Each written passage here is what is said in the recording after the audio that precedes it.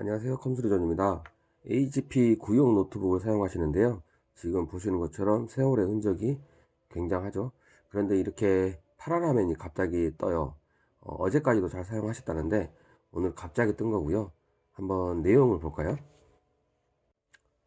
윈도우에 문제가 있어서 아마 이제 자동으로 복구를 시도를 한 것 같고요. 이제 그것도 안 된다 해서 이제 이렇게 된 건데, 우선은 옵션을 눌러서 진행을 해볼 수가 있어요. 그런데 이런 경우는 거의 실패를 하더라고요. 이제 그럴 경우는 뭐 다시 재부팅을 해서 윈도우를 다시 설치해야 될 경우가 있는데요.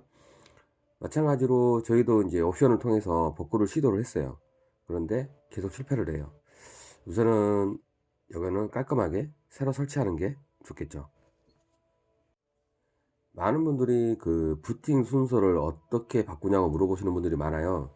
그런데 어떤 제조사든 거의 대부분 동일하고요. 어, 단지 어떤 단축키냐 이제 이것만 틀릴 뿐이에요. HP 노트북도 이렇게 단축키가 보이시죠? F1, F2, F9, F10, F11까지 이렇게 바이오스에 굳이 들어가지 않아도 여기서 바로 부팅 순서를 바꿀 수가 있어요. 그런데 최근 노트북은 이게 불가능해요. 왜 그러냐면 스큐리티 옵션 때문에 그걸 무조건 꺼야 되거든요.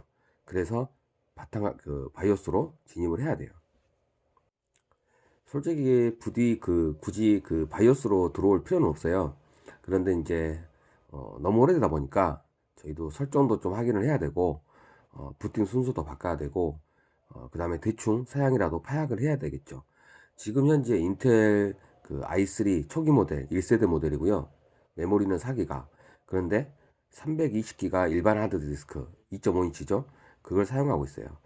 만약에 똑같이 윈도우 7로 사용하시더라도 여기서 SSD로 바꿔주면 속도는 굉장히 빨라지죠. 원래 바꿔줘야 돼요. 그리고 한 번은. 그런데 이렇게 너무 구형인데 여기다 더 이상 비용은 들이기 싫으신 모양이에요. 그래서 다시 윈도우 7만 설치를 다시 해주기로 했고요.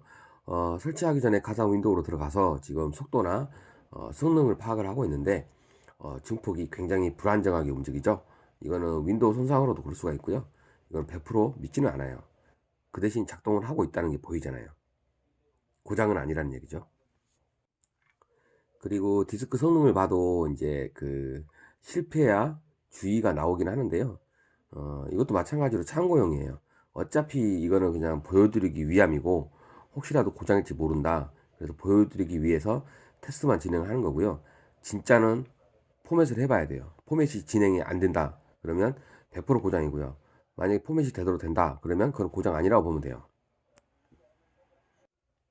많은 분들이 컴퓨터 수리 기사들이 오면 포맷만 자꾸 하려고 한다 이렇게 말씀을 하세요. 어느 부분이 고장인지 모르고 그런다.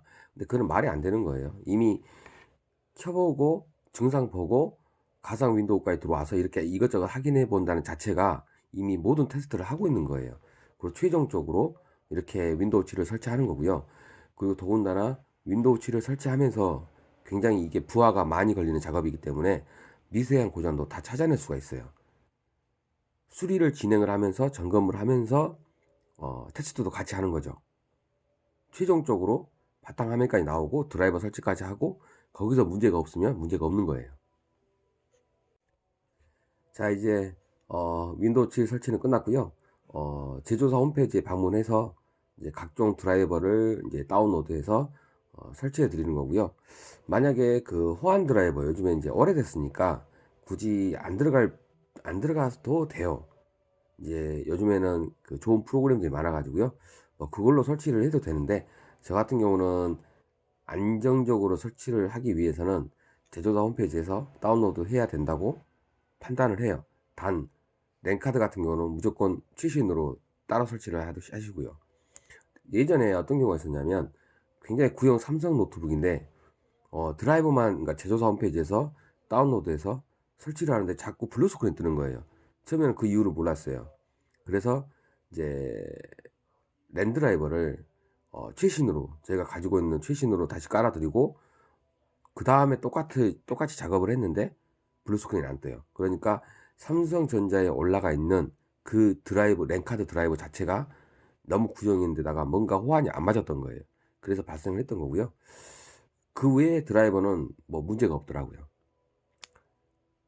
너무 오래된 구형 노트북이라고 하면 이렇게 HP 노트북처럼 랜카드 드라이버는 무조건 최신으로 깔아 주는 게 좋고요. 그 이후 거는 다 제조사 걸로 쓰시는 게 좋아요. 그리고 이제 윈도우 업데이트 하시면서 이제 그것도 지원을 할 거고요. 생각 같아서는 2.5인치 하드 디스크를 빼고 SSD를 장착하고 이렇게 윈도우 7을 설치했으면 지금보다 속도도 그렇고 앞으로 사용하는데도 그렇고 훨씬 더 좋을 건데요. 어, 오랫동안 사용하지는 않으시겠대요. 그냥 사용하는 데까지만 사용하시고, 그래서 더 이상 여기다가 투자는 안 하시고 싶은가 봐요. 현장에서 바로 조치해드렸고요. 시간은 얼마 걸리지 않았어요.